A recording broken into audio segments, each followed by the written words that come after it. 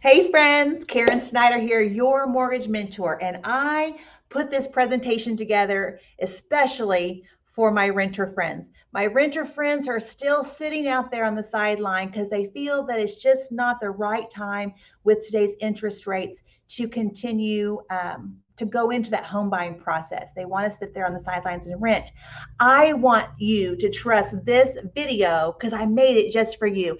And do me a favor, if you have friends or colleagues that are also renters on the fence wanting to be a homeowner, share this video with them because we are going to really bring out everything, and I'm going to make this look as ugly as I can for the home buyer. Okay, let's allow math to help provide the truth in this buy versus rent opportunity. And so as we go through here, we get to our next one, and I want to show you the real world example that we're going to use. We're going to use a purchase price of $400,000. We're going to show our borrower is going to put 10% down on his home. So we're going to have about $360,000 purchase loan amount. It's going to be on a 30-year fixed interest rate. And we're going to expect this borrower to live in his home for at least 9 years because that is on average how long a person lives in the home.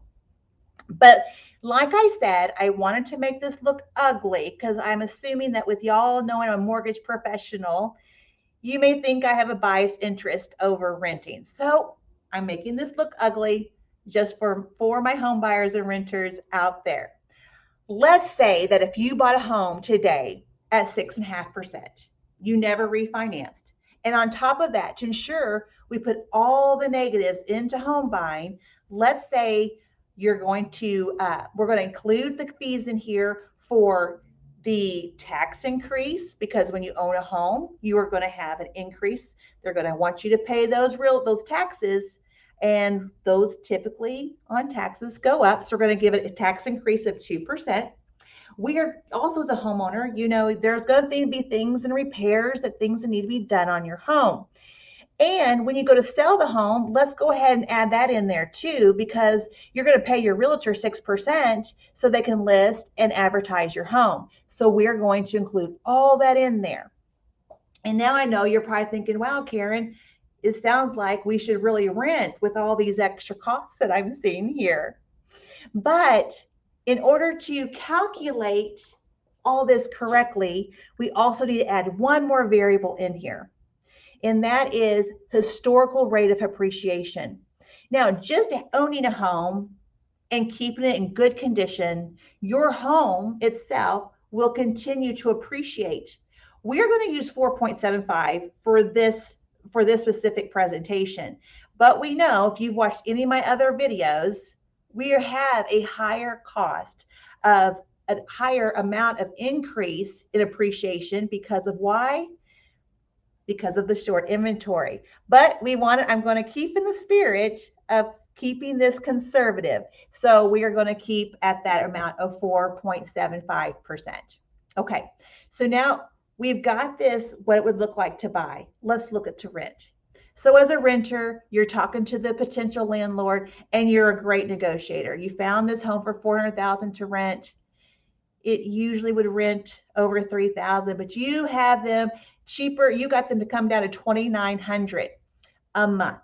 Now, historically, rents will increase by 5%, but in the spirit, again, I want to keep this conservative. We're only going to cap that at 4% to keep this looking good, looking ugly. All right. So on this one, normally what I will get is, Karen, wait, right here it's showing me that it's going to be $500 less for me to rent, except look over a little bit further. Just like that, just that 4% increase of rent by the 5th year, you're paying more in rent. And over 9 years, you're actually paying more in rent by $627. But you know what? Most people don't know is that you're actually going to pay more in rent by the very first year. And why is that? Because when you own your home and you're making your monthly mortgage payment every month, the amount going to principal is like a forced savings account for you. You're bringing down that balance and you're increasing your equity each month. And I know it's still it's your money. You're just shifting it from checking into making your payment into the equity of your home, but it's still your money. You're still making that payment, investing in yourself versus paying that landlord. Stay with me here. Over 9 years, because we're going 9 years on this borrower, they're going to live in it for 9 years. Look at that savings, $47,595. Guys, $47,600. How would that feel to have that in your savings account? Well, you do.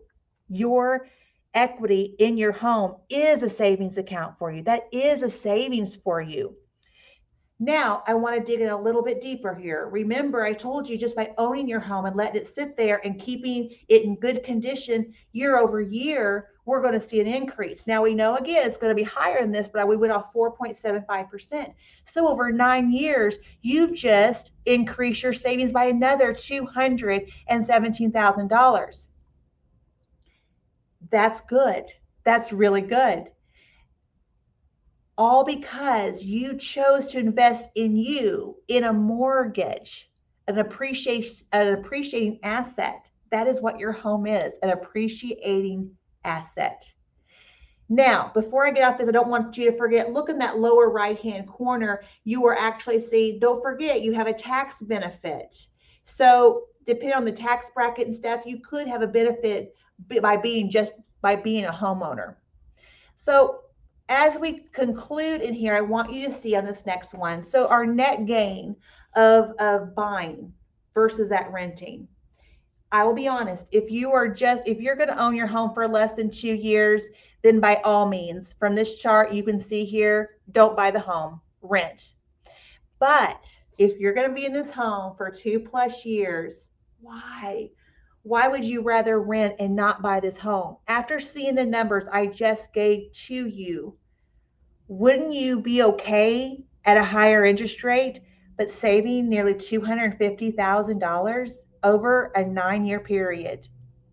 This math works. I'm showing you how it works. It could be a beautiful benefit for you, a great savings plan for you. Buying over renting, if it's going to be more than 2 years, guys, you are going to set yourself up better financially by investing in yourself versus investing in someone else's property. I want to help you gain equity in your home and financial abilities every single year. We want to see you grow. And if you have more questions about your goals specifically, reach out to me. Subscribe to my YouTube, subscribe to my different social media accounts. By clicking this QR code, you can find me on any of the accounts and subscribe. I create videos every day to ensure you are educated. We don't want any buyer left behind. I want every one of you educated to make the best financial decision for you and your family. And today, I hope you find that by the math and even being very conservative, you can be a homeowner and start investing in yourself today. I hope I hear from you guys soon. Your mortgage mentor, educating my home buyers to get them to the closing table with ease.